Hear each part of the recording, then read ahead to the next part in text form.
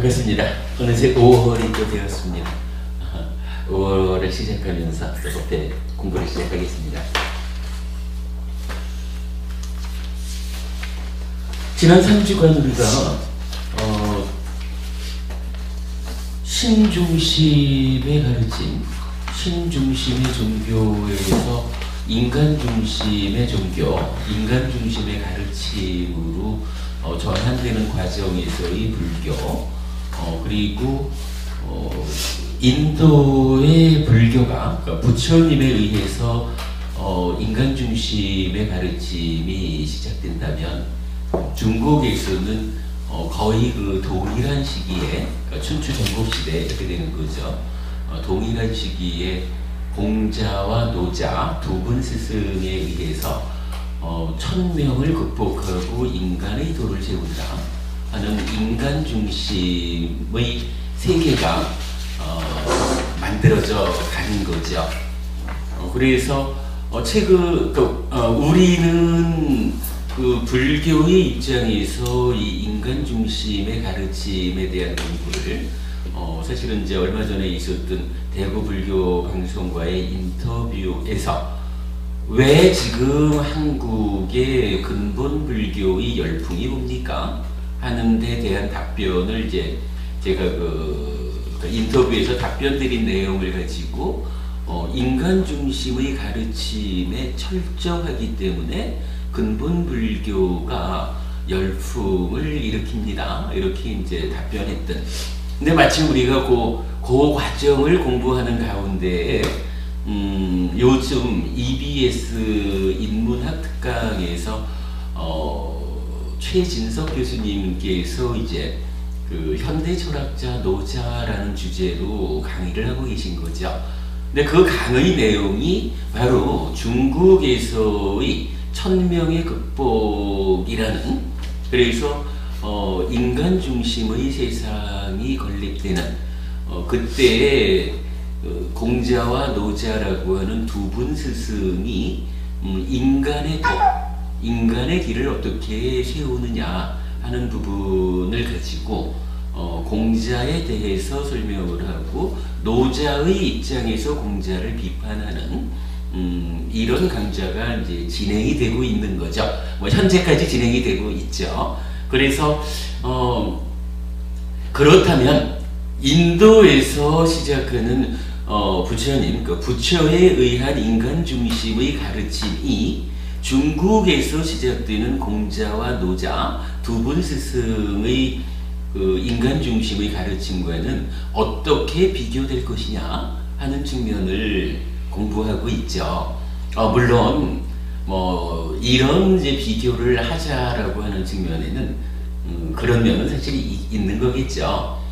노자를 공부하는 최진석 교수께서 공자는 이러이러한 도를 세우셨습니다. 그런데 노자를 공부해보면 노자의 입장에서는 이러한 비판, 즉 공자의 도가 불완전하기 때문에 노자의 도가 그 불완전함을 극복하고 완성된 인간의 길을 건립했습니다. 이렇게 말씀을 하실 때에 똑같은 인간 중심의 가르침이라고 자기 정체성을 드러내는 불교가 이제 공자나 노자 두 분 스승의 가르침에 대해서 글쎄 이게 좋으시던지는 모르지만 어떤 형태로든 그 두 분 스승의 가르침이 이러이러한 점에서 완전하지 못한 면이 있습니다. 그 완전하지 못한 면을 부처는 이렇게 극복해서 완전한 가르침을 세웠습니다. 이렇게 설명할 수 없으면 혹은 공자에 대해서 이러이러하게 불완전성을 비판한 노자에 의해서 불교가 또한 같은 맥락에서 비판당할 수도 있고, 그 비판의 시점에서 적절하게 대응하지 못하면 일단 부처를 스승으로 모시고 살아가는 우리들, 불자인 우리들 입장에서 우리의 가르침이 참으로 우리 삶의 문제를 해결하는 괴로움의 완전한 소멸을 실현할 수 있는 최상의 가르침입니다 라고 하는 이러한 확신, 믿음, 이 부분에 타격을 받게 되겠죠.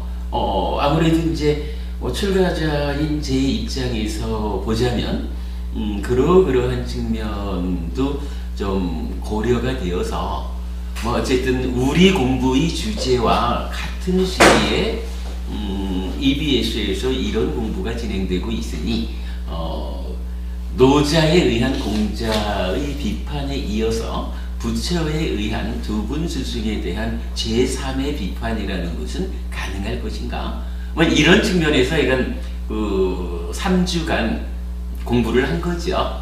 그리고는 이제 오늘하고 다음 주 어쩌면 한 주를 더 가야 마무리가 될지 모르지만 그러한 제3의 비판이라고 하는 측면에서 큰 두 가지 주제를 오늘과 다음 주에 공부하기로 하자 이렇게 이제 지난주까지 과정이 있었죠. 그 과정을 한번 간략하게만 짚어보자면 오늘 이제 나눠드린 자료가 하나 있습니다만은 수업 그러니까 제6기 해피설법의 22주차 수업 주제의 도출을 이렇게 적어봤는데 그냥 한번 쭉 정리를 해본 겁니다. 지난 3주간 우리가 공부한 내용을 보면 첫째로는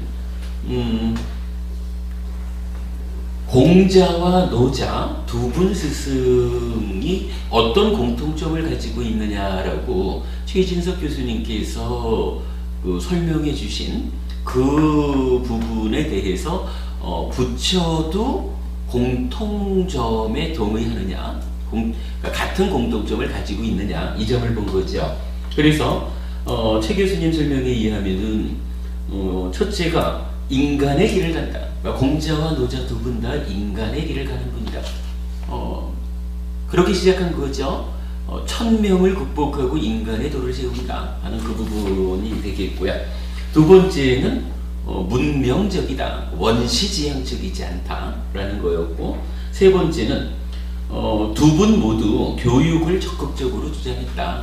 혹자들은 노자는 그냥 소 타고 가는 노인네니까 교육과는 무관하지 않는가 이렇게 이미지되어 있지만 실제로는 노자라는 스승께서도 공부를 그러니까 교육을 아주 적극적으로 주장했다 이렇게 말씀하신 부분이고, 마찬가지 맥락에서 두 분 모두 세상 속으로 깊이 들어갔다 이렇게 말했는데 우리가 그때가 알아봤죠. 부처 또한 요 네 가지 면에서는 공자, 노자 두 분 스승과 동일하다.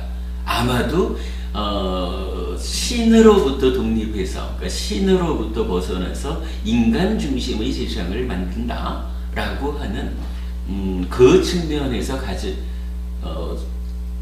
갖는 네 가지의 공통점이 될 것이다. 그래서 공자, 노자, 부처 세 분의 스승이 이 네 가지에 대해서는 공통점을 갖는다. 이런 부분 알아봤고요. 그런가 하면 이제 두 번째 주제로는 공자의 깨달음에 대한 노자의 반격이라고 하는 것이 인문학 특강의 본 주제인 거죠. 노자는 공자에 대해서 이렇게 말하죠. 착한 것이라고 하더라도 보편적 기준이 되면 폭력이 된다. 이렇게 말을 했어요. 그래서 어떠한 것이든지 이것은 100% 옳은 것이다. 100% 이러한 삶을 살아야 된다. 라고 기준이 제시된다면 그것은 폭력을 만들게 된다. 이렇게 비판을 했는데 이 부분에서 부처의 입장은 어떠느냐? 위에 네 가지는 공자와 노자가 동일한 점이었고 그 동일함에 대해서 부처도 공감을 한 거거든요. 근데 여기서는 이제 어떤 보편적 기준이라는 문제를 놓고 공자에 대해서 노자가 비판을 한 거예요. 이제 두 사람의 입장이 갈려버린 거야.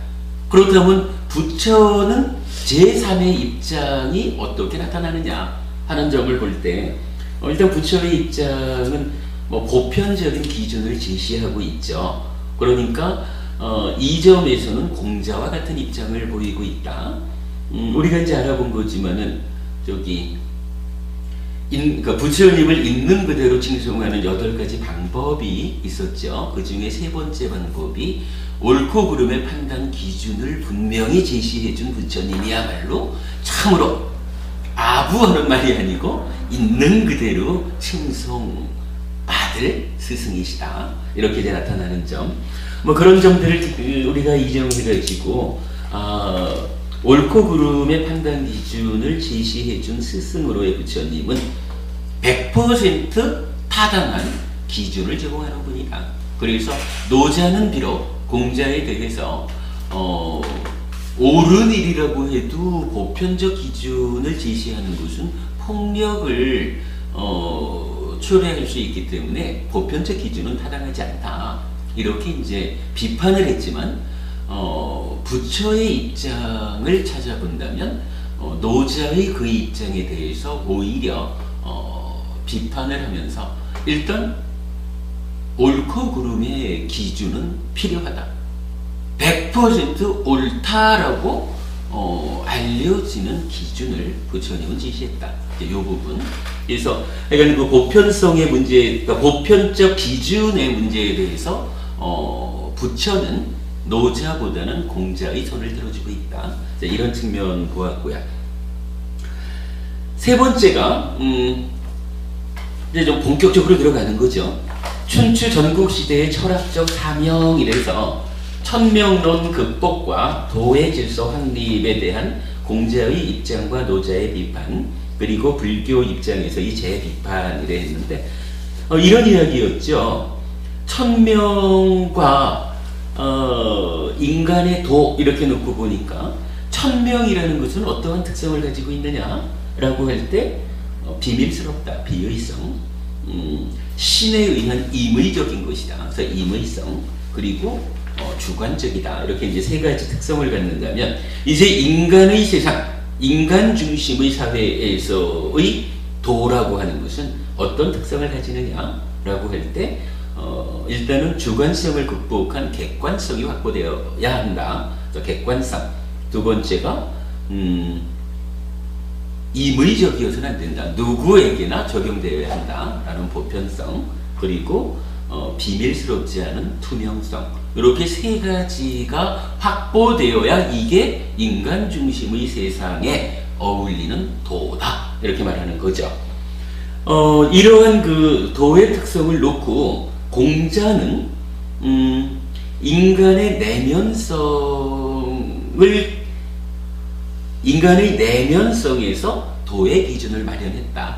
그리고 이렇게 인간의 내면성, 내적인 향상을 통해 가지고 그러니까 객관성, 보편성, 투명성이 확보된 도를 확립했다 하는 게 이제 공자의 가르침이란 말씀이죠.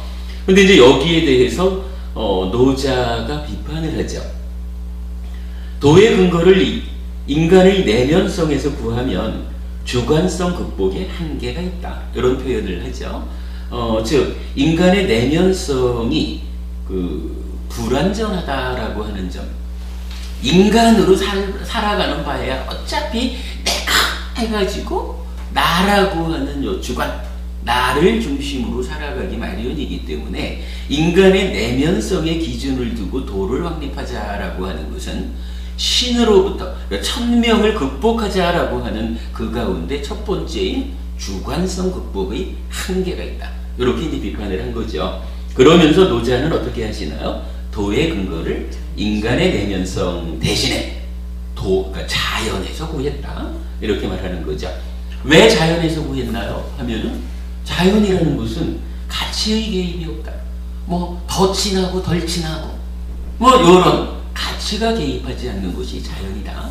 그래서 인간의 내면성이라고 하는 것은 그걸 여기는 이쁘고 저기는 미커 뭐 이런 어떤 그 내적인 불완전성이 있기 때문에 그러한 가르침, 그러한 내면성을 기준해서는 주관성을 극복하지 못한다.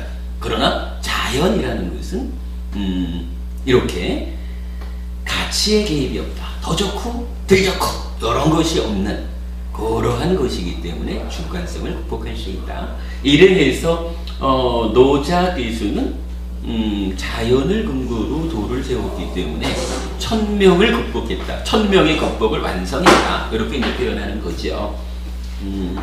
결국 이제 우리가 공부하는 내용은 이 부분인 것 같아요. 지금 공자와 노자 두 분 스승 간에서 보편적인 기준이라는 것을 놓고 서로 간에 이제 이견을 보이고 있는 거죠.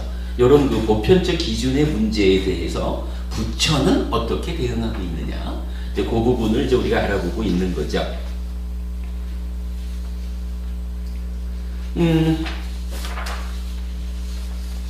일단 요 내용을 놓고 인문학 특강에서는 이제 제6강에서부터 나타났던 거지만 우리는 아직 소개해드리지 않았었는데 도덕경, 그러니까 노자의 도덕경이죠. 노자 도덕경의 제1장에 이런 이야기가 나타나는 거예요.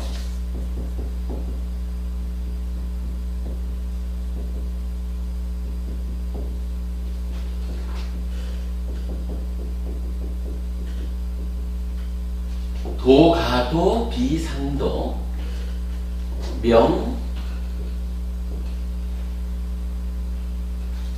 글씨 잘못 썼네.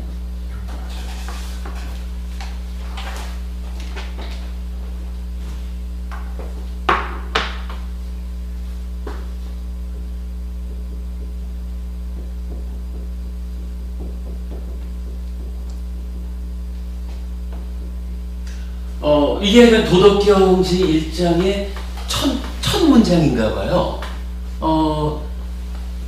최 교수님께서 강의하신 내용에서 제가 이해하기로는 지금 우리가 이야기한 거, 공자께서는 인간의 내면성의 기준을 두고 도를 세웠다.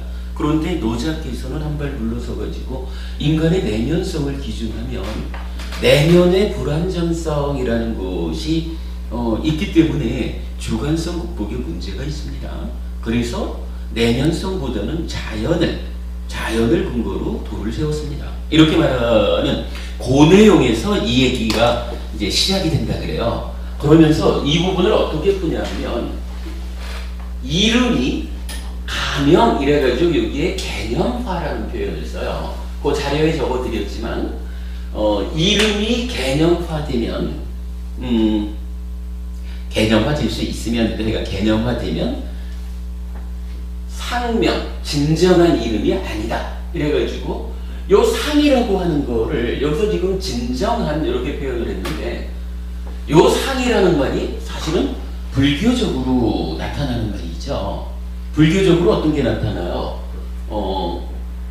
상락, 아정,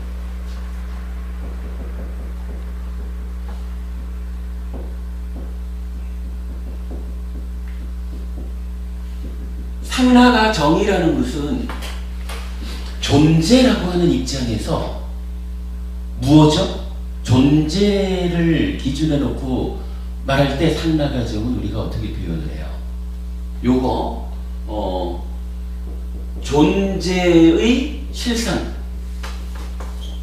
실상에 대한 오해죠. 존재라는 것은 사실은 상라가정, 항상 하는 거, 변하지 않는 거, 그리고 즐거운 거, 내 맘대로 되는 거, 그리고 본질, 고정불변의 실체, 그래서 오염되지 않는 거. 요렇게 존재를 보는 것은 존재를 잘못 보는 것이다. 이런 이야기죠. 그러면 어떻게 되나요?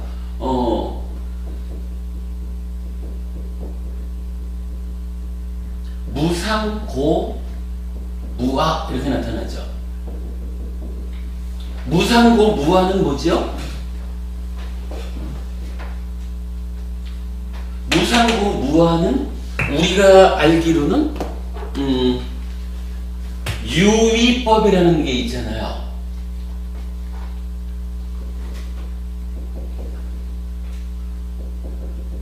유의법 이래가지고 뭐 형성된 거, 조건 지어진 거 이렇게 말하는 거죠. 조건 지어진 유의법이라는 유의법이라는 존재의 실상이죠, 이게.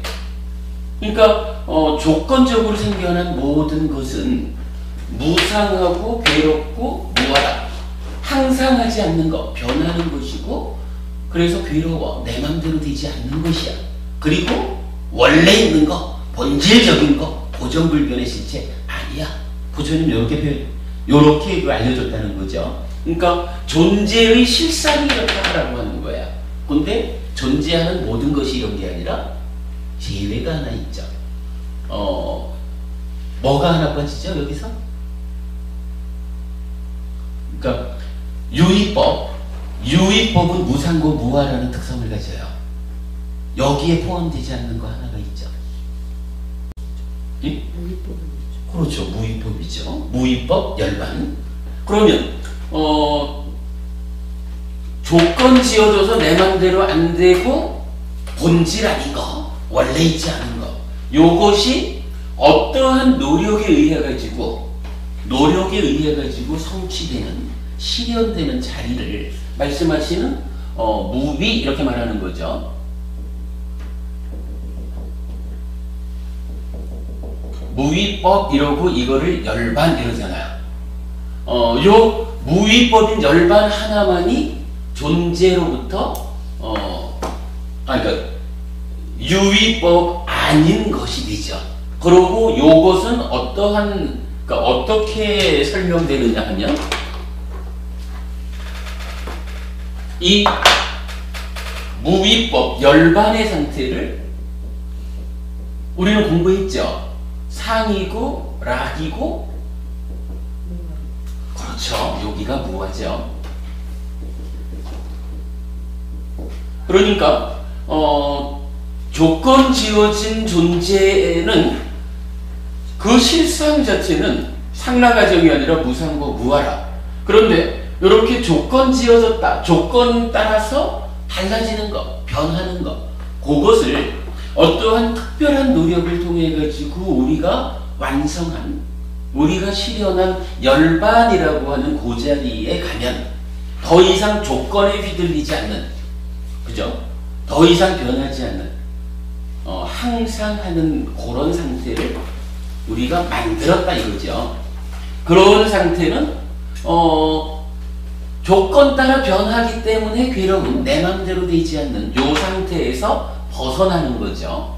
그래서 즐겁다, 행복하다, 내 맘대로 된다, 이런 상태죠. 그러나 그 상태 또한 노력에 의해서 이러한 성취가 있었다 그래가지고 원래 없는 게 원래 있는 것으로 생겨나지는 않죠. 그러니까 열반이라고 하는 요 상태에는 무상은 상으로, 고는 락으로 바뀌었지만 무아는 그대로 무아로 오는 이런 상태가 되죠. 요게 하여간 열반이고, 요렇게 놓고 보면 불교적으로 지향해가는 목적점이 어디예요? 목적점이 결국 조건 지어진 데서 열반, 무위법으로 가는 거잖아요. 무위법의 상태가 상락, 무아락. 그러면 불교의 지향도 결국은 상, 이렇게 나타나죠. 그런데 요 상이 지금 우리 공부에서 나타났죠. 자, 도덕경의 첫 번째 문장이, 그죠? 도덕경의 첫 번째 문장이 아무래도 이제 여기서 상은 빨리어에서 온 니자란 말이지. 빨리어가 말하는 요 니자하고 도덕경의 첫 장에 나오는 여기 상과 여기 상, 이게 같은 의미를 갖는지는 잘 모르지만 어쨌든 우리가 번역된 글로 보면 상랑 무아라고 말하는 불교의 최종 목적지, 그 자리를 나타내는 상과 도덕경의 첫 번째 문장에서 말하는 상이 일치하고 있죠. 이 일치하는 거 일단 좀 우리가 눈여겨보자고요. 자, 이렇게 말하고는 하여간 이 얘기를 하는 거예요. 어떠한 존재든지 다 이름 붙여져 있잖아요. 근데 이 이름 붙여졌다라고 하는 것이 가명해가지고 요 가라고 하는 것이 이제 어떤 의미로 쓰였느냐 하면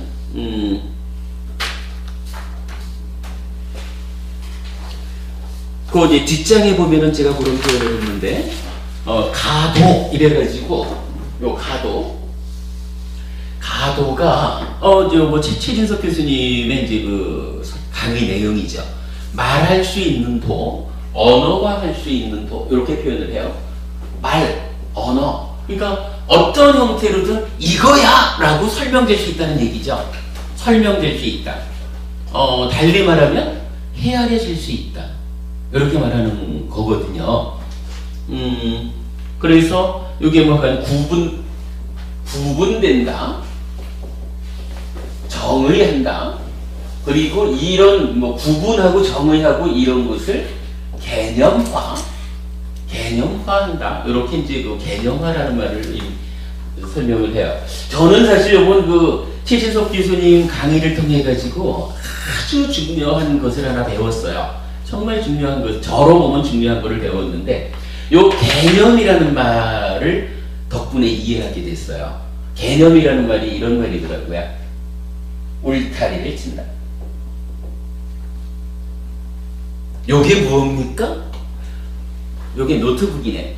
노트북이라고 딱 이름 붙이는 그 순간, 요게 노트북이라고 이름 붙이는 하나의 울타리를 치는 거예요. 그럼 울타리 밖에 있는, 달리 말하면 노트북이라고 이름 붙여진 요거의 밖에 것하고 노트북이라는 요거하고가 딱 어떻게 돼요? 구분되고 정의가 되는 거죠. 그걸 개념화라고 한다 해요. 말과 언어로서 이렇게 이제 표현을 하시는데, 아무튼 이제 요 도덕경 1장이 그렇게 돼요.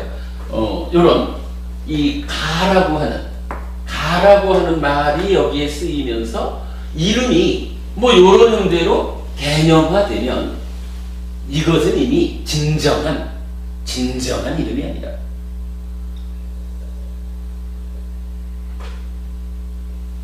제가 현정부부님이라고 딱 이름 붙이는 순간, 원래는 현정부부님이 현정부부님은 아닐 거예요. 그냥 하나의 그 삶으로 태어났는데, 뭐 부모님께서 주셨던 현정이라는 이름이 붙여졌죠. 거기에 집안 내력에 의해서 김씨라는 성이 붙은 거고, 뭐 이러면서 사실은 태어날 때에 김현정이라고 하는 어떤 이런 테두리를 가지고 태어난 거는 아닐 건데, 먼저 그런 의미인 것 같아요. 그러면 김현정 이렇게 그 어부님의 이름을 제가 불러드리면, 이름을 불러드리는 그 순간 김현정이라고 하는 진정한 어떤 존재의 의미, 그것으로부터 그 제한된다, 개념화된다. 김남수 시인인가요? 내가 이름을 불러주니 와서 꽃이 되었다, 이렇게 말하는 그냥 그런 내용을 담아가지고 그 도덕경 제1장에서는 이렇게 말씀을 하셨다는 거예요. 이름이라는 것이 개념화되면, 이름으로 불려져 버리면 진정한 이름이 아니다. 근데 여기서 말하는 요 진정한이라고 하는 것이 그 불교에서 말하는 열반을 나타내는 상랑 무아의 상하고는 어떻게 비교해봐야 되는지 하는 거는 우리 좀 뒤에 생각해 보기로 하고, 일단은 우리가 진정한 것이다, 참된 것이다, 진짜다 하는 이런 의미로 상자가 쓰이고 있다. 그렇다면은 대략적으로는 그 니자 요거 조건 따라 휘둘리지 않는, 그죠? 조건에 휘둘리지 않는 이런 측면에서 보면 상당히 사실은 접근성을 보이고 있죠. 그러니까 뒤에 우리가 더 공부를 해보기로 하고, 아무튼 이렇게 얘기를 해요. 그래서 이 해석의 편리를 위해서 뒷부분부터 먼저 해석한다 그러더라고요. 이름이 개념화되면 진정한 이름이 아니다. 마찬가지로 이제 신의 세계에서 벗어나가지고 천명을 극복해서 인간의 길을 갑시다. 인간의 길을 어찌 갈 것입니까? 라고 하면서 일단 공자께서 인, 효, 예 이러한 인간의 내면성에 기준해가지고 도를 세웠다 이거예요. 그런데 공자의 그러한 가르침의 노자가 어떻게 비판을 하셨나요? 착한 것이가 좋은 것이라 해도 보편적 기준이 되면 폭력이 됩니다. 이렇게 말씀하셨잖아요. 그 말씀을 여기에 적용하시더라고요. 그래서 공자께서 비록 천명을 극복하는 인간의 도를 건립했지만 그 도가 말로, 언어로 구분되고 정의되고 이렇게 개념화된다. 이런 이야기예요. 인간의 길을 인간의 내면성의 기준에서 말로, 언어로 구분하고 정의하고 이렇게 세웠다면 이미 진정한 도는 아니다. 천명을 극복했다라고 말할 수 있는 진정한 100% 완성된 인간의 길이 아니다. 이렇게 이제 설명을 하더라고요. 그러니까 이 자체가 직접 설명되는 것보다 뒤에 요 얘기를 먼저 하고 이렇게 설명을 하면 좀 이해가 쉽다라고 하면서 최진석 교수께서 이제 그렇게 설명을 하시는데 제가 봐도 타당해요. 근데 어쨌든 이런 표현 저도 사실은 공감을 하게 됐어요. 어떤 형태로든 말을 통해서 어떠한 나의 내면적인 기준을 통해서 개념화되었다, 울타리 쳐졌다 라고 하면 그것이 진정한 그 상태를 이미 제한해버렸다, 진정성을 훼손했다, 이렇게 말할 수 있다 라고 하는 데 대해서 이제 공감을 하게 됐어요. 그래, 아무튼 이제 요게 바로 요 표현이 노자께서 공자를 비판하신 착할 선자, 선이라고 해도 보편적 기준이 되면 폭력이 된다라고 하면서 공자를 비판한 그 내용이더라고요. 그런데 이제 여기서 우리가 한 가지 이제 이어서 보여야 되는 게, 좀 전에 말했지만은 불교는 그러니까 부처의 입장은 어땠나요? 요 공자에 대해서 노자가 그 보편적 기준은 폭력이 됩니다, 이렇게 비판한 그 자리에 대해서 우리가 이전에 알아보기를, 부처는 그 자리에서 노자보다는 공자의 편을 들어줬다 이 얘기잖아요. 그러니까 부처님이 누구십니까? 라고 하니까 옳고 그름의 판단 기준을 제시해 주신 스승으로서의 우리 부처님은 있는 그대로 칭송받는 분입니다. 이렇게 말해가지고 100% 보편적 기준, 요거를 부처님은 제시했다는 거잖아요. 만약에 이제 노자가 도덕경을 통해서 공자를 비판했다 이렇게 설명된 요 내용이 도가도 비가도가 100% 옳다 이렇게 말한다면, 이제 공자의 도와는 다른 길이지만 부처도 하나의 도를 세웠단 말이죠. 불교, 그죠? 도를 세웠는데 부처 또한 이런 인간의 내면의 기준을 해가지고 도를 세웠어요. 근데 이 도를 세웠다라고 말하면 그게 다 진정한 도가 아니다, 이렇게 말한다면, 부처님 말씀, 그렇죠, 바로 그 부분이죠. 이게 사실이라면 부처의 가르침도 불완전한 가르침이 되어야 되잖아요. 요 부분에 대해서 우리가 이제 좀 생각해 봐야 되는 거죠. 그래서 이제 그 부분을 제일 아래쪽에다 이렇게 적어 본 겁니다. 인간의 내면성에 기준한 도로서 공자에 동의하는 불교는 개념화의 문제에 대해 답하여야 할 것입니다. 요거 이제 오늘 수업의 주제로 하겠다. 개념화를 초월, 주관성 극복. 그러니까 이런 이야기죠. 개념화했다라고 하는 이 부분 때문에 노자께서 제시하신 그 문제에 대해서 불교가 개념화라고 하는 이 부분으로 분명히 인간의 내면성에서, 그러니까 내면성을 기준으로 불교가 출발을 하니까, 그렇다면 인간의 내면성의 불완전 이래가지고 개념화 이런 문제를 노자가 제시하셨는데, 이 개념화의 문제를 부처는 어떻게 풀었느냐? 만약에 부처가 이 개념화의 문제를 풀지 못했다라고 하면 노자께서 말씀하시는 도가도 비상도 해가지고 보편적 기준? 그거 타당하지 않아, 이렇게 말하는 그 테두리를 벗어나지 못할 거 아니에요. 그러면 불교가 노자에 의해서 비판받을 것이고 불교가 완전한 가르침으로서의 그 위상을 잃게 되겠죠. 그러니까 우리가 이러한 인간의 길을 가는 세 분 스승의 가르침을 비교해보자 라고 하는 이 측면에서 불교가 반드시 극복해야 되는 문제가 바로 이거 개념화의 문제. 그죠? 요걸 벗어나야 돼. 그러니까 요걸 극복해야 된다.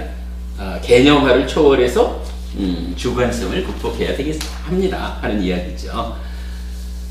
그 뒷장에 좀 비슷한 이야기를 적어놨으니까 참고 하기로 하고요. 요 얘기를 오늘 시간 되는 만큼 좀 해보고요.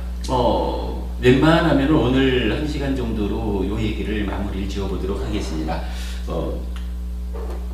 제 능력이 부족해서 시간을 못 맞추면 또 별 수 없더라도, 그리고 나면 다음 주에는 또 한 가지의 주제가 남아있죠.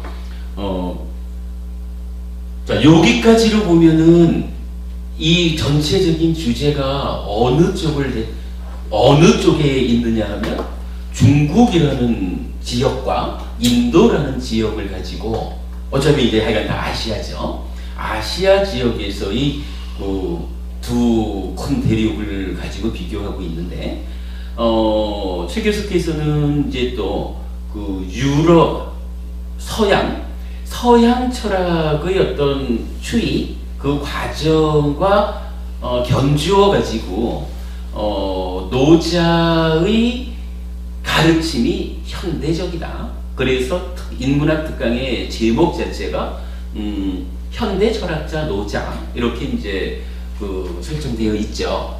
그랬을 때 이제 서양 철학을 우리가 짚어볼 시간은 안 됩니다만, 지난주 대략 얘기한 거로 보면 서양 철학은 사유를 중심한다 그랬죠.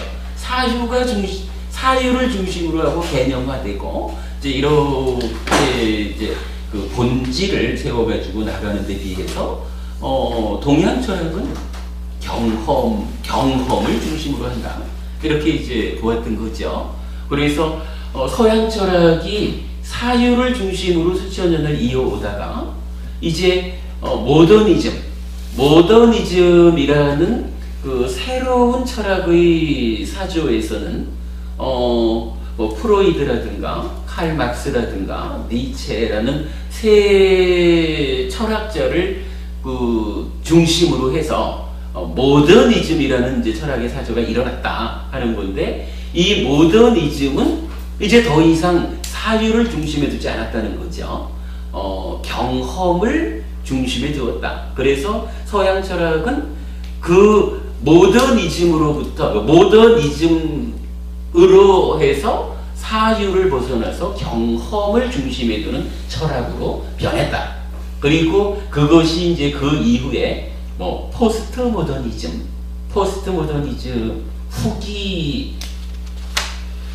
후기 현대 철학, 이렇게 말해야 되나? 그러니까 포스트 모더니즘에서는 경험보다도 한 단계 더 나아가서 관계성에 주목했다, 이렇게 이제 설명되었잖아요.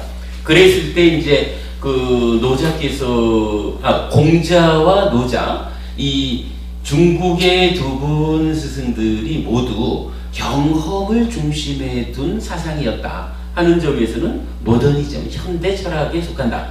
그런데 노자에 대해서는 이제 한 단계 더 나아가서 그 관계성의 철학, 그래서 포스트 모더니즘과의 그 대응 관계, 이 부분이 설명되고 있는데, 이제 부처의 입장은 어떻느냐, 그러니까 서양 철학의 추이에 비추어 부처는 어땠느냐라고 보면, 지난주에서 우리가 수업의 중심을 거기에 두었죠. 그러니까 문목모부님, 일체가 뭐라 그랬어요? 그치. 예. 존재하는 모든 것은 무엇이에요? 그러니까 뉴네이처와 뉴메이처, 12차라 그랬죠. 그러니까 부처님은 아예 선언을 하잖아. 존재하는 모든 것, 일체라고 하는 것은 감각 주관인 뉴네이처와 감각 객관인 뉴웨이처다, 이렇게 말하잖아. 오직 감각되는 것, 감각된다라는 것이 우리가 그 마음의 메커니즘으로 공부를 해도 감각된 그것의 기억이 그죠? 네이처가 기억해서 과거로 기억으로서 함께 개입을 해주면 3, 4화 합촉해가지고 경험이 완성된다. 이렇게 말하잖아요. 불교는, 그러니까 부처는 아예 존재 자체를 정의하기를 오직 경험되는 것만이 존재하는 것이다.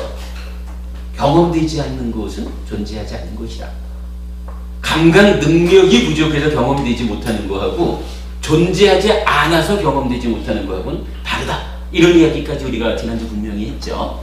그렇게 보면은 모더니즘적인 경험 중심의 가르침, 여기에는 불교가 속하는 거예요.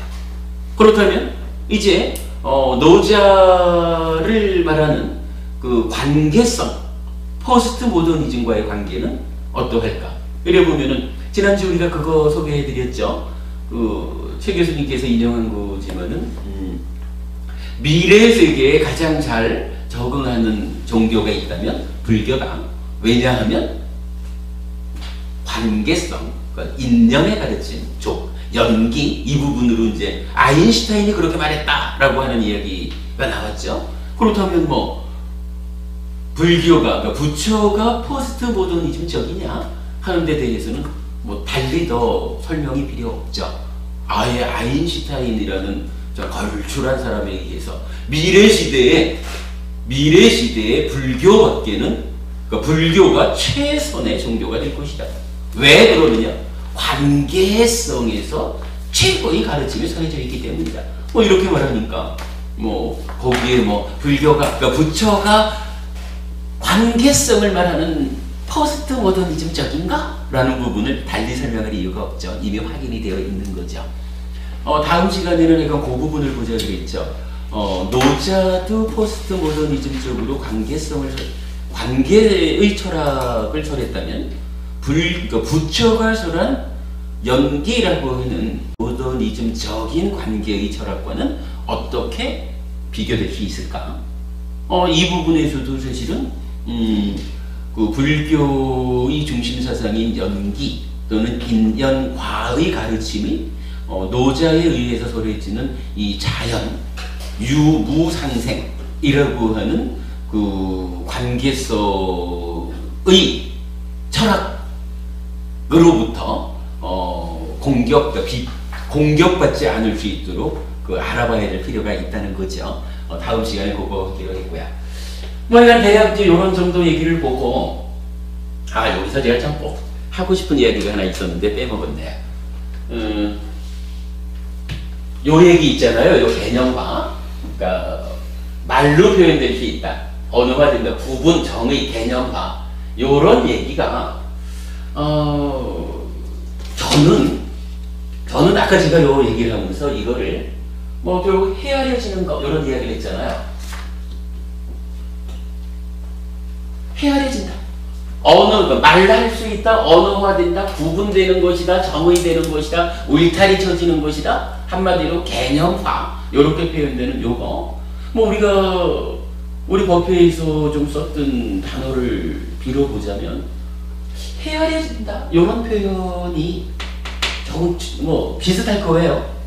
요 헤아려진다라는 표현이 어디에 나타나나요? 요거 우리가 유위라고 하는 요거를 이게 333페이지가 아니네.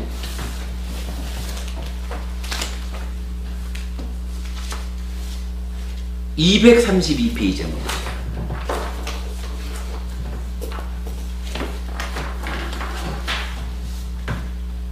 (232페이지) 보시면 뭐 육네입처가 육외입처를 감각하고, 그래서 일체경에서 일체가 육네입처 육외입처다 하고는 그 옆에 보면 담마 법 해가지고 법의 두 번째 의미 해가지고 밑에 보면 상카따 상카라 해서 행 유위 이렇게 나오죠. 형성된 것들, 열반을 제외한 모든 것. 요게 약간 우리가 알고 있는 아까 말했던 요 무상고 무아의 특성을 갖는 유위법, 이렇게 설명된 거죠.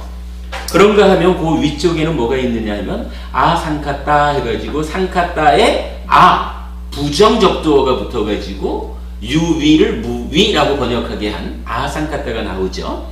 요거 형성되지 않은 것 이랬는데 사실 요거 우리가 이제 수정하기로 했죠.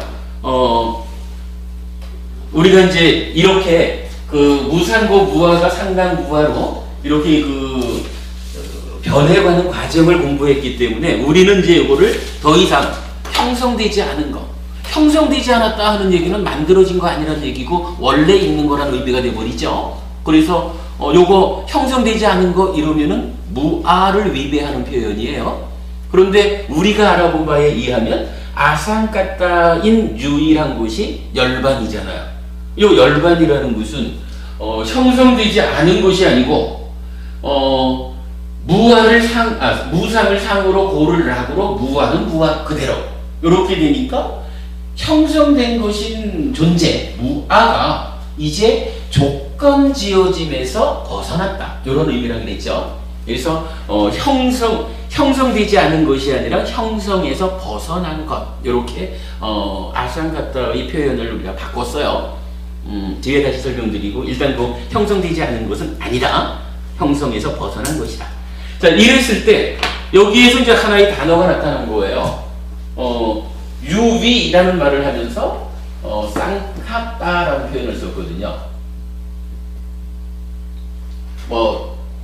따는 이제 이런 명사 그래 보면 요 쌍카따라고 하는 게 형성된 이런 의미지만은 그 옆에 작은 박스를 보면 상카 해가지고 enumeration, calculation, number, definition 이랬는데 요거 헤아림 이랬는데 그러니까 요 쌍카라고 하는 요 단어가 어떤 의미냐 하면 헤아림 이렇게 되는 거예요. 그리고 그 영문으로 번역된 마지막 거는 이제 definition 이래 되니까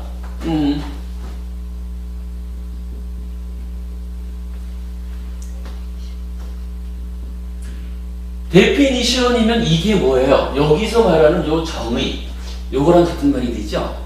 그죠? 이렇게 놓고 보면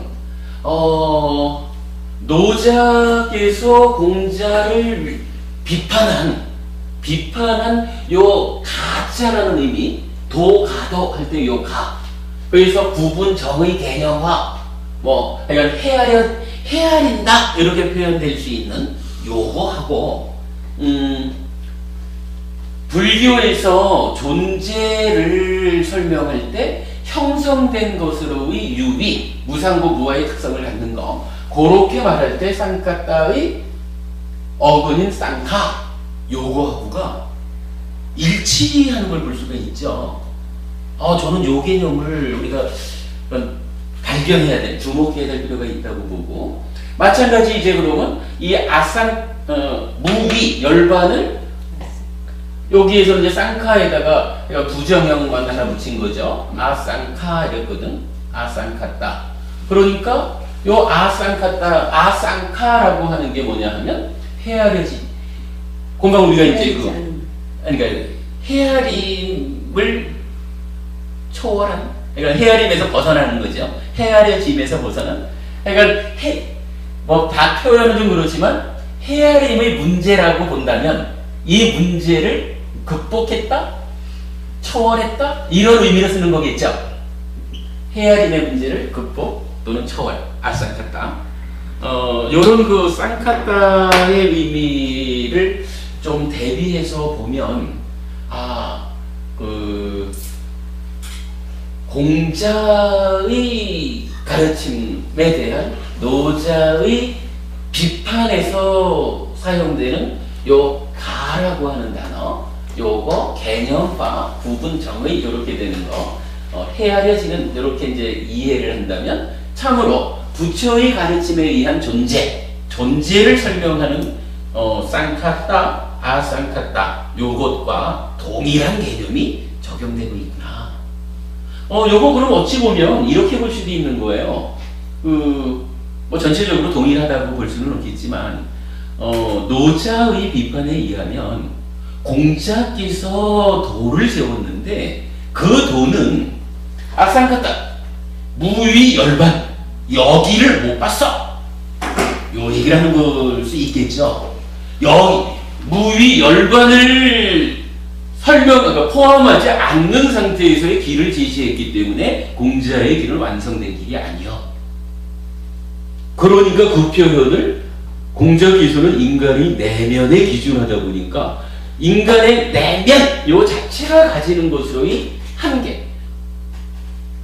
현정법부님을 원래는 내가 현정법부님이라고 울타리 쳐지지 않은 어떤 그 설명할 수 없는 법부님의 어떤 원래의 이거 존재의 가치, 존재의 의미가 있을 거예요. 그런데 인간으로 살아가면서 제가 법부님을 현정법부님이라고 개념화하지 않은 상태로 현정법부님을 만날 수도 없고 부를 수도 없잖아. 요게 사실은 우리 현실인 거죠. 이제 그런데 그러다 보니까 일상의 삶에서가 그러겠지만 인간의 도의 완성을 지향해가는 입장에서 노자께서 보실 때는 공자의 가르침은 현상적으로 드러나 있는 그거밖에 더 되느냐. 현정법부님의 개념화되기 이전의 원상태 그 부분까지 못 간 거 아니냐. 요게 이제 하여간 개념화되면 참된 진정한 도가 아니다. 뭐 요렇게 이제 비판한 이야기겠죠. 근데 그 얘기를 놓고 그렇게 보자면 이런 그 노자께서는 어떤 형태로든 그 헤아림의 문제를 극복한 그 상태를 일단 설정을 했다. 일단은 그 상태를 제시를 한 거예요. 그죠? 그렇게 봐야 되겠죠. 그리고 여기서 이건 단어로 보면은 이미 쌍카의 문제를 극복한 아쌍카타를 노자께서도 사용한 것이다. 상도, 상명이라고 하는 데서 이제 그 부분을 표현한 것 같다. 이렇게 이제 우리가 좀 알아낼 수 있을 것 같아요. 물론 이제 그 부분을 놓고 보면 부처도 단어로는 동일한 개념화의 상태, 헤아려지는 것의 상태를 극복한 초월한 것으로의 열반을 제시하고 있다. 그런데 이제 이 열반이 노자께서 제시하는 그 상도랄까요? 어떤 이건 완성된 그 상태하고 같은 것이냐 다른 것이냐 이렇게 하면 이제 여기서 좀 이제 차이점을 찾아볼 수 있겠죠. 근데 뭐 사실은 제가 노자에 대해서 공부되어 있지 않으니까 제가 이 부분을 비교할 능력은 안 되죠. 그러나 다만 개념적으로 여기서 다시 개념적으로 헤아려 이해를 하자면 이런 단어에 의한 이런 비교로 보면 노자께서는 공자께서 세우지 못한 이 개념화가 극복된 헤아림의 상태를 극복한 그 자리를 세웠다. 이 부분은 인정을 해야 될 것 같아요.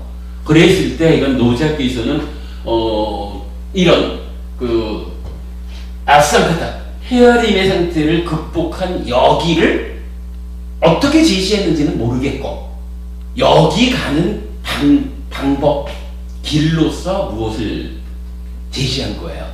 여기서 이제 자연이라고 하는 그죠? 공자는 인간의 내면성을 기준해서 제시를 하다 보니까 노자의 비판에 의하면은 결국 개념화의 문제를 넘어서지 못했다. 이렇게 되는데 노자는 인간의 내면성을 배제하고 자연의 기준함으로써 벗어났다. 이제 이렇게 이제 스스로는 표현을 하는 것으로 이해를 해야 되겠죠. 그런데 이제 거기에 비해서 그러면 부처는 어떻게 했느냐라고 하니까 노자가 완성된 상태를 어떻게 제시했는지는 제가 모르니까 비교가 안 되지만 하여간 우리가 아는 바 부처는 그러니까 우리가 바르게 알지 못해서 존재의 실상을 오해해서 상락아정인 줄 알고 상락아정으로 헤아리는 상락아정에 의한 개념화를 하면서 살아가다 보니까 괴로움을 만듭니다. 그런데 이제 존재에 대한 오해로 개념화하는 것을 수행을 통해서 수행을 통해서 극복하면 첫 번째로 어떤 상태가 된다는 거예요. 개념화, 그러니까 헤아려지지만 그 상태가 존재의 실상을 보아서 무상고무아라고 하는, 참으로 조건지어진 것이다 라고 하는 존재의 실상을 갖다가 들이댄 거죠. 존재의 실상으로 헤아린다? 그래서 이 표현 좀 조심스럽긴 하지만 존재의 실상을 가지고 헤아리기 때문에 괴로움을 만들지 않는다.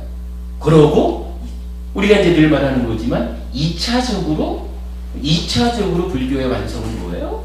이제 존재의 실상이라고 하는 이 무상고 무아라고 하는 것이 실상이긴 하지만 어떤 것의 실상이냐 하면 유비, 그러니까 형성된 것의 실상이죠. 그러나 이 자체가 이미 무상고 해가지고 유비, 형성된 것은 그 자체가 괴로움이죠.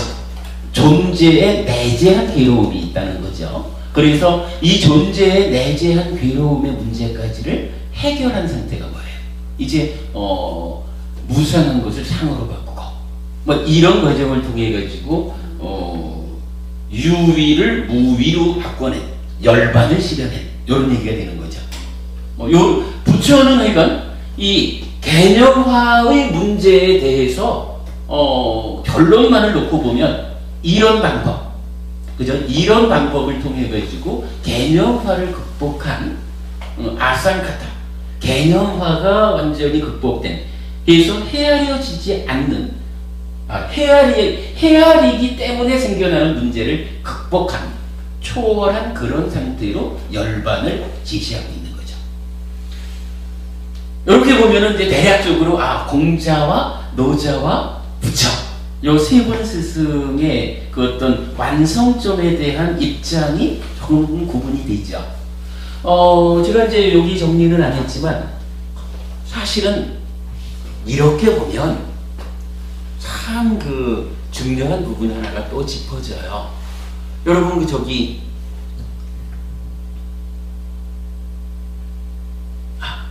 오랜만에 오셨으니까 문법부님 문법부님, 부처님이 죽은 다음에도 존재합니까? 부처님 법은 계속 존재. 부처님 그 육신 자체입니다. 뭐 그냥 그러니까 뭔지는 몰라도 우리가 부처라고 부르는 네. 그 부처가 죽은 다음에도 존재합니까? 만약 존재한다 그러면 부처님이 돌아가셨잖아요. 2600년 전에. 그러면 지금도 부처님이 계셔야 되는 거죠. 그런 의미로 부처님이 죽은 다음에도 존재합니까? 그러면 형성된 건 없으니까 존재하는 것이. 부처님이 죽은 다음에 존재하지 않습니까? 존재하지 않습니다. 부처님 자체는 말이 좀 애매하네. 금방 존재합니까? 그러니까 뭐 존재한다라고 답한 것 같은데 존재하지 않습니까? 그러니까 법은 아니네. 존재하지만 부처님 모양 그 자체는 존재하는 거죠. 형성을 뭐잘 모르겠고 하여간 우리 이렇게 이제 질문을 할 수가 있죠. 아주 그 불교적인 질문이 하나 있잖아요. 그 부처가 죽은 다음에도 존재합니까? 죽은 다음에 존재하지 않습니까? 죽은 다음에 존재하기도 하고 존재하지 않기도 합니까? 죽은 다음에 존재하는 것도 아니고 존재하지 않는 것도 아닙니까? 이렇게 묻는 방법이 있죠. 비슷하게 몇 가지가 좀 더 붙으면, 예를 들자면 아니고 이제 전체적인 내용으로 보면 우리가 산다는 이 세상이 공간적으로 끝이 있습니까? 공간적으로 끝이 있나요? 없습니다. 공간적으로 끝이 없습니까? 없습니다. 제 생각하고 조금 달라요. 어쨌든 공간적으로 끝이 없잖아요. 있습니까? 몰라요. 그리고 그럼 또 같은 방법으로 이 세상이 시간적으로 끝이 있습니까? 없어요. 없습니까? 네. 시간적으로 끝이 없습니까?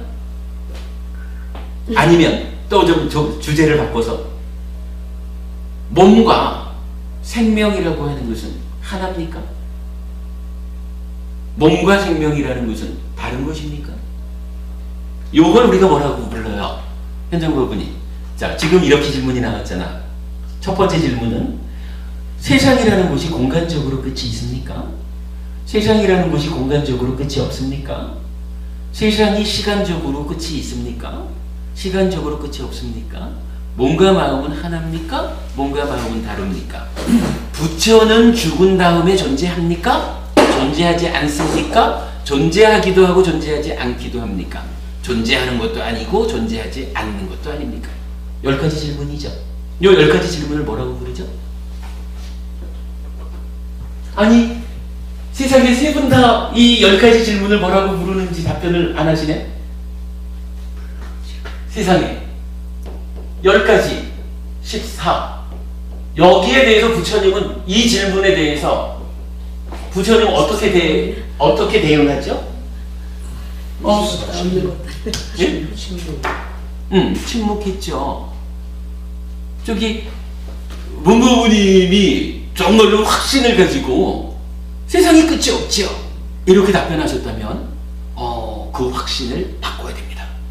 왜냐하면 그 부분은 부처님이 문봉고부님 말씀하시듯이 침묵하셨어요. 침묵했다. 대답하지 않았다. 이 이야기가 뭔가요? 있을 수도 있고 없을 수도 있고. 아니에요. 그런 경우가 아니고 이제 경에서 묻잖아. 자, 10가지 대답하지 않은 거, 침묵한 거, 부처님께서 설명해 주지 않은 거, 이것에 대해서 왜 부처님은 이 10가지 질문에 대해서 답하지 않습니까? 라고 할 때 한 가지 측면은 이렇게 나타났죠.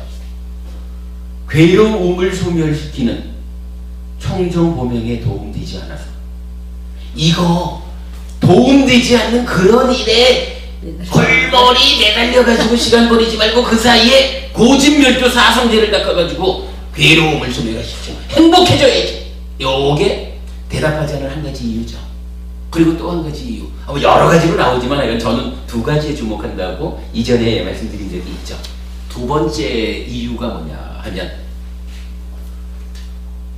헤아림을 넘어서 있는 거야. 헤아려지지 않는 상태야. 이런 얘기예요. 이 세상에 끝이 있나요 없나요? 라고 했을 때 요 첫 번째 앞에 4개의 질문이잖아요. 공간적 시간적으로 끝이 있나요 없나요? 라고 할 때 그거 끝이 있는지 확인해 보러 가봐야 도움될 거 아니고, 끝이 있으면 왜 어때요? 끝이 없으면 어때? 그러니까 그거 확인하러 가느라고 시간 버리지 말고 공부해. 그래서 행복해져. 요 얘기가 하나의 답변이지만 또 한 가지 답변은 뭐냐 하면 죽을 때까지 가봐라. 그게 확인돼. 그 상태라는 것이 죽을 때까지 가봐라의 문제보다는 그게 아니고 그 부분을 설명해 보아라. 세상에 끝이 있는지 없는지, 아니면 본 주제로 와서 부처님이 돌아가신 다음에도 지금도 존재하는지 존재하지 않는지. 자, 이 10가지 질문 중에 뒤에 4가지가 완전한 형태를 갖췄죠. 첫 번째 이렇게 질문한 거예요. 부처님 돌아가신 다음에 존재합니까? 그러니까 대답을 안 해. 대답을 안 하냐 하면 존재한다라고 헤아려지는 상태가 아니구나. 자, 부처님이 이제 80대 가지고 돌아가시잖아요. 돌아가신 그 이후 상태를 가도, 말, 언어, 구분, 정의, 개념화, 이러한 현실적인 삶 속에 있는 우리가 부처님이 돌아가신 그 상태를 질문했을 때 그 아라한을 성취한 이후에 몸을 내려놓았어. 이제 더 이상 오치온의 삶, 자기 존재를 소멸했어. 윤회에서 벗어나고 해탈했죠. 이 상태가 이제 몸까지 내려놓은 뭐 우리식으로 말하면 돌아가신 요 이후라고 하는 것이 있다라고 헤아려지지 않아요. 근데 있습니까? 이럴 때 그냥 우리가 헤아릴 수 있는 식으로 뭐 보통은 있어요? 하면은 있거나 아니거나 그지 뭐. 그러면 요 돌아가신 이후의 상태가 있는 거 아니다 이래보면 없는 거겠죠. 뭐 있지 않으면 없어야 되잖아. 그런데 문제는 이러한 것들 때문에 헤아려지지 않아서 그렇지, 그러니까 있다라는 상태가 아니기는 한데 없다라고 하는 상태와는 다른 거요. 다르긴 다른데 이거를 우리가 지금 표현을 해야 되잖아요. 현정법부님의 그 존재의 의미, 이 자체를 현정법부님이라는 이름 말고 달리 어떻게 표현을 하겠느냐고. 그죠? 마찬가지로 부처님 돌아가신 그 이후가 있습니까? 라고 하니까 있는 상태는 아니야. 우리가 헤아려 말하는, 언어적으로 표현하는 있는 상태가 아니라, 그런데 없는 상태라고 말하려니 그것도 아닌 거예요. 없다라고 헤아려지는 그 상태도 아닌 거예요. 그러니까 이건 대답을 안 하는 거예요. 이거는 헤아려지질 않아. 그러면 이제 역으로 없습니까? 이러니까 없다라고 하는 상태가 아닌데, 그럼 없는 게 아니면 있어야지 뭐. 그런데 있다라고 헤아려지는 그 상태도 아닌 거라. 그리고는 심지어 인도적으로는 이러한 논리가 네 가지로 나타나는 거라. 있다라고 하는, 뭐 이렇게 표현해 볼까요?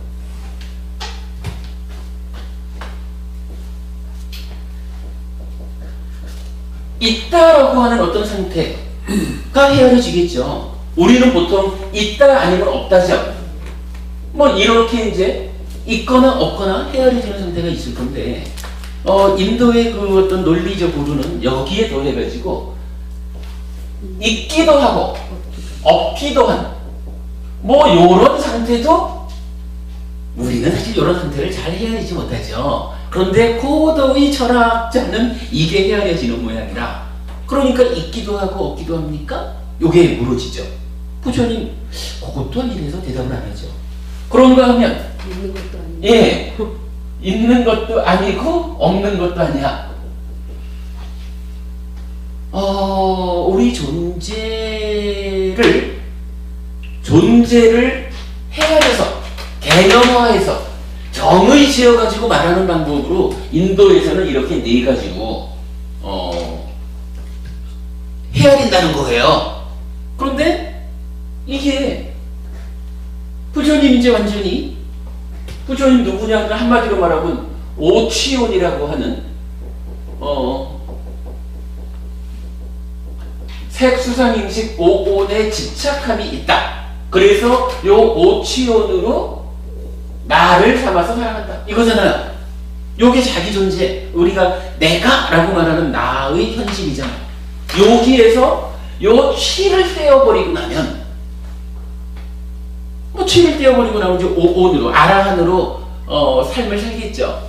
그러다가 이 오온 중에, 오온이라는 거는 색수상행식이니까 여기서 물질적인 거, 몸을 내려놓았다. 글쎄, 물질만 내려놓았다고 해야 될지, 아니면 뭐 어디까지 어떻게 되는지 이 상태를 잘 모르겠는데, 이 상태는 잘 모르는데, 이 상태에 대한 질문을 하는 거예요. 지금 부처님 돌아가신 다음에 존재합니까? 이 얘기는 이제 부처님이니까, 아라한이 됐으니까 이제 취자는 떨어진 거잖아. 그러면 그 다음 상태가 돌아가시기 전까지 45년은 어쨌든 취자는 떼어냈지만 오온으로 부처님 살아계셨잖아요. 그죠? 그런데 이제 그러다가 돌아가셨어. 그러니까 뭐 아라한 죽었다라는 말보다 몸을 내려놓다 이렇게 이제 표현을 하죠. 굉장히 몸을 내려놓은 그 이후 상태를 이제 묻는 거잖아요. 몸을 내려놓은 그 이후에도 부처님 어떤 형태로든 존재합니까? 이러니까 그러니까 있다라고 헤아리는 그런 상태가 아닙니다. 라고 대답을 하는, 이 친구가 사실은 정확하게 대답을 하는 거죠. 이거 아닙니다 이러는 거지 뭐. 있다라는 데 긍정하지 않은 거야.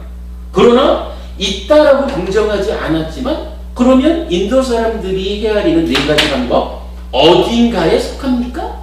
속하지 않으니까, 달리 말하면 헤아려지지 않으니까 부처님 대답을 안 하는 거죠.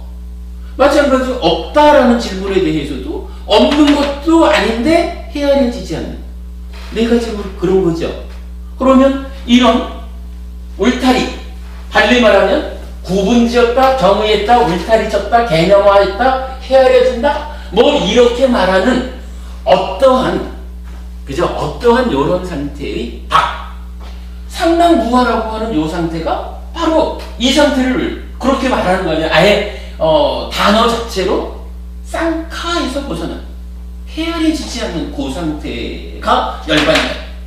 그런데 특징적으로만 말하면 무상에서부터 벗어났다. 더 이상 조건에 휘둘리지 않는다. 그래서 괴로움이 소멸한 행복의 상태다. 그러나 본질은 역시 없다. 이렇게 말하는.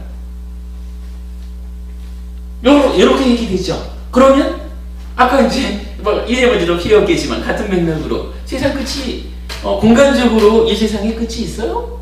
이렇게 물을 때 부처님이 대답하지 않았다는 것은 끝이 있습니까? 라고 물었는데 그 끝이 있다라고 말할 수가 없는 거예요. 근데 만약에 끝이 없는 거라면 없습니까? 물었을 때 대답하면 될 텐데 그것도 아닌 거라. 마찬가지로 그 부분 그냥 줄여가지고 두 가지로만 얘기를 한 거지만 이렇게 헤아려지지 않는 상태라는 거야. 그러니까 이 세상의 끝을 그 로히타스, 그러니까 경전에서 보면은 로히타사라고 하는 신이 있어요.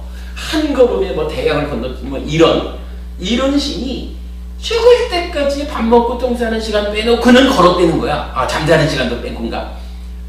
그런데도 세상의 끝에를 못 갔다는 거예요. 자기가 부처님한테 고백을 하거든. 그러니까 부처님이 이 천상 개념화에 대한 이 마음의 메커니즘과 관련한 설명이 한 줄을 또 더 늘려야 되겠네. 오늘은 사실은 개념화 얘기를 하면서 바로 그 마음의 메커니즘으로 들어가가지고 이 얘기를 시작하려고 했는데, 그 얘기를, 근데 요것도 이제 그 중요한 개념이기 때문에 이제 요걸 설명드려야겠다 하다 보니까 또 한 줄을 늘려갑니다만, 사실은 우리 교학적으로 중요한 내용이죠. 그 로히타사, 하여간 이 신이 부처님한테, 부처님 제가 그렇게 빨리 걷는 신이어서 세상의 끝에 가보려고 가다가 죽었습니다. 끝까지 못 가고 죽었습니다. 그러니까 신이 달려서 간다라고 하면은 아마도 지금 저기 화성 가는데 몇 년 걸렸죠? 이거보다도 훨씬 더 빠른 속도로 갔을지도 몰라요. 그런데도 신의 삶이 끝날 때까지 다 못 갔다는 거거든. 부처님, 나는 이 세상의 끝을 그렇게 발로 걸어서 도착할 수 있다고 말하지 않는다. 세상의 그러나 세상의 끝에 도착하지 않고서 괴로움의 소멸을 성취한다고도 말하지 않는다. 라고 하면서 싼냐와 만호를 더부른 이 몸에서 세상의 끝에 도착한다. 이렇게 이제 표현하는 부분이 있어요. 요거 이제 다음 주. 그게 이제 저기 오늘 나눠드린 것 중에 요거 하나 있죠. 나와 나 아닌 것. 요 제일 아래쪽에 보면은 그 오치원에 대해서 이제 그 나를 설명하면서 그 옆에 그 상과 마음을 더부른 몸 이렇게 하나 적어진 게 있죠. 요게 그 내용인데, 요게 아주 그 마음의 메커니즘이 그건 우리가 계속 발전시켜 나오고 있잖아요. 그 발전시켜 나오는 가운데에 이런 헤아림, 개념화 이 측면에서 상을 발견하게 되니까 처음에는 상과 만호를 더부른 몸 이러면 이게 무슨 이야기인지 더 알 수 없는 이야기죠. 메커니즘적으로 마음이 설명되니까 부처님이 이 얘기를 하는 거구나. 이 얘기가 노자께서 공자를 비판한 이런 문제에 대해서 부처님이 답변하는 내용입니다. 이런 부분이 찾아지는데 요거 내가 다음 주 공부하기로 하고요. 어쨌든 이건 주제를 잘 까먹지 않고 있나 모르겠다. 어쨌든 오늘은 이런 요 부분을 설명하고 있네요. 도덕경 제1장의 첫 번째 도가도 비상도 명가명 비상명이라는 요 한 줄의 그 노자의 가르침에서 우리가 지금 찾아낸 것이 그렇구나. 개념화라는 말, 헤아려진다라고 하는 말, 요런 말에서 공자의 가르침과 노자의 가르침이 그 존재한다는 것에서 유위의 존재와 무위의 존재라고 하는 어떤 그 두 분 가르침의 그 시각 차이, 요것도 하나 보았고, 거기에서 이제 우리가 마무리로 중요하게 본 것은 요 내용이죠. 유위와 무위라고 하는 빨리 원어인 쌍카, 악쌍카, 요 이야기가 의미상으로 노자께서 공자를 비판하면서 사용한 요 가라고 하는 단어, 그래서 말할 수 있고 언어화할 수 있고 구분 정의된다. 그래서 개념화, 울타리를 친다. 우리가 그냥 표현하자니 헤아려진다. 요거는 내가 아까도 봤지만 definition이라고 하는 곳으로 직접 연결이 되죠. 뭐 요런 점을 통해 가지고 야, 노자께서 공자를 비판하면서 보여주는 이 경지라는 것이 부처께서 유의법의 실상인 무상고 무아까지 1차적으로 오고, 이 1차적인 깨달음의 상태에서 내재한 괴로움까지를 소멸시킨 완성된 깨달음으로 지시하는 상당 무아의 열반, 이렇게 그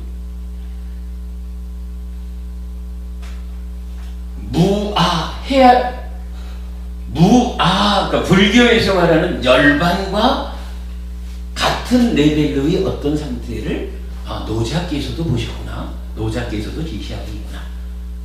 그리고 그걸 연결해 주는 것으로 그러니까 쌍카, 아쌍카타라고 하는 아쌍카라는 요 단어를 찾아가지고 단어에 의해서 우리가 그간 그 14무기라고 해가지고 이런 이익되지 않기 때문에 헤아려지지 않기 때문에 이렇게 제가 말씀을 드린 거였지만, 그러나 부처님께서 끝내 언어적으로 설명해 주지 않는, 그죠? 언어적으로 설명해 주지 않는 이 헤아림의 문제가 극복된 그 상태, 요 14무기 요 부분이 요 주제로서, 그러니까 요런 과정을 통해서 우리가 이해할 수 있다. 왜 이렇게 말할까요? 그 부분을 이제 오늘 짚어 모았습니다. 원래는 제가 이건 오늘 요 부분은 간단하게 언급을 하고 그 마음의 메커니즘에 의해서 그 부처는 우리 존재의 삶의 과정, 그런 마음의 메커니즘에 의해서 이런 개념화라는 부분을 어떻게 설명하고, 개념화가 설명만 되고 극복되지 않으면 노자의 비판을 벗어나지 못할 텐데, 부처는 이러한 개념화가 마음의 메커니즘에 어떻게 개입해서 작용을 하고 그것을 어떤 과정을, 어떤 방법을 통해서 극복해냈는가, 이 부분을 이제 설명하는 것을 이제 오늘 그 주제로 사실 시작을 했는데, 그 주제는 하여간 다음 주로 한 주를 넘기겠습니다. 참, 근데 제가 참 한 가지 좀 양해를 구할 일이 생겼습니다. 우리 해피솔법이 2년 만에 한번 좀 쉬는 날을 좀 가져야 될 것 같아요. 네. 다음 주에 어떤 일이 있느냐 하면, 보리수아래라고 장애를 가진 법우님들의 모임이 있어요. 근데 이 보리수아래 우리 법우님들이 1년에 한 번씩 공연을 해요. 그러니까 우리 이제 장애는 있지만 이제 법우님들이 시를 쓰는 분들이에요, 주로. 그래서 이분들이 이제 각각이 쓴 시를 가지고 유명한 가수는 아직 아닐지 몰라도 이 가수, 그러니까 음악 하시는 분들이 이제 그 시에 곡을 붙여가지고 음반을 만들고 요거를 1년에 한 번씩 이제 발표를 하는 거예요. 그래서 5월 9, 저는 이제 처음에 제가 이제 그 한 달에 한 번씩 그 보리수아래 모임을 지금 1년 넘게 계속 참석을 하고 있거든요. 그래서 뭐 그냥 한 가족이 돼서 이렇게 이제 그 함께 가고 있는데 3월 달인가 이제 뭐 날짜 이야기를 하면서 5월 9일 날 그 금년 공연을 합니다. 그리고 헬피스님도 금년에는 그 우리 이제 그 장애를 가진 이제 그 젊은 친구가 있어요. 근데 이제 시를 써서 다 만들어놨지만 이 말이 우리보다 불편하니까 시 낭송을 직접 못하는 거예요. 이제 뭐 여러 사람 중에 이제 고버부님의 자작시, 그 시 낭송을 이제 제가 하는 것으로 이제 책임을 맡겼어요. 그러면서 이제 뭐 우리 쪽 이야기도 하나 이제 간단하게 더 발표를 하는 것으로 했는데, 나중에 보니까 하필이면 목요일인 거라 이제 다음 주 목요일이 목요일인 줄 모르고 제가 이제 약속을 이렇게 잡아서, 근데 거기 이제 다음 주 7시부터 저기 조계사 그 지하 공연장이 있잖아요. 그쪽에서 이제 하거든요. 그래서 뭐 죄송하지만 내가 다음 주 한 주는 뭐 여러분들 저기 그냥 법회 온다 생각하시고 뭐 그쪽으로 오셔서 뭐 사실은 우리가 그래도 많이 관심 가져 드려야 되는 참 나름대로 참 용감하게 멋지게 사는 분들이지만 참 많은 불편을 겪는 분들이죠. 우리가 관심 가져 드려야 되니까 여러분 다음 목요일 법회 때는 그쪽으로 좀 오셔가지고 뭐 함께 만나면 좋을 것 같아요. 그러면 이제 오늘 주제에 이어지는 이야기는 다음 주 그렇게 하도록 하겠습니다. 자, 여기까지를 제가 설법한 거로 하고요. 가만히 있어봐. 저기 더 좀 제가 더 말씀드릴 게 없나?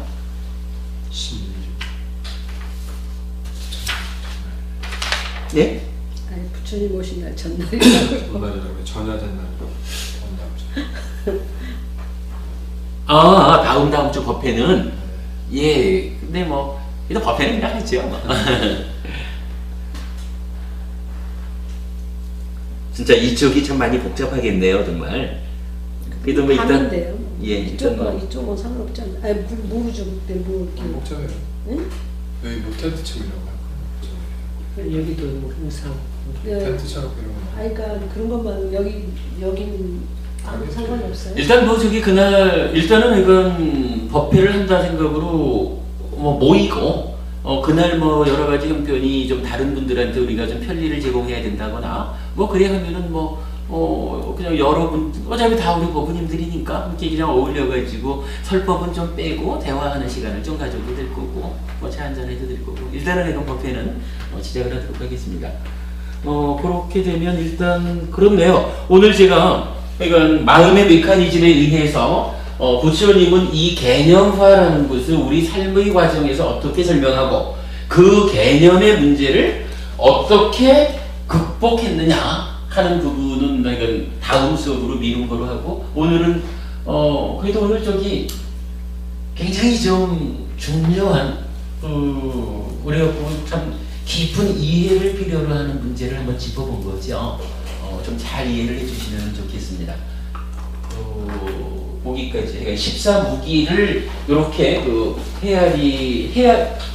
헤아려지지 않기 때문에 부처님은 이건 설명하지 않았다. 설명하지 않은 그 자체가 헤아림 범주 밖에 있는 것을 어떤 식으로 개념화해서 말하는 것은 그야말로 노자께서 말씀하시는 도가도 비상도 여기에 떨어지는 일이 되니까 부처님은 이 극복한 초월한 이 상태는 무기, 그러니까 설명하지 않음으로써 헤아림의 범주를 벗어난 것이다 라고 정확한 답변을 주신 것이다 하는 이제 그 얘기까지를 오늘 설명을 드렸네요. 뭐 중요한 이야기 그래도 한번 짚어봤습니다. 예, 그렇게 하고 오늘은 좀 일찍 마쳤습니다. 저기 질문하실 게 있으면 질문 받겠습니다. 아니면 일어나기로 하고요. 일어날까요? 그러시죠. 자, 마치겠습니다. 수고하셨습니다.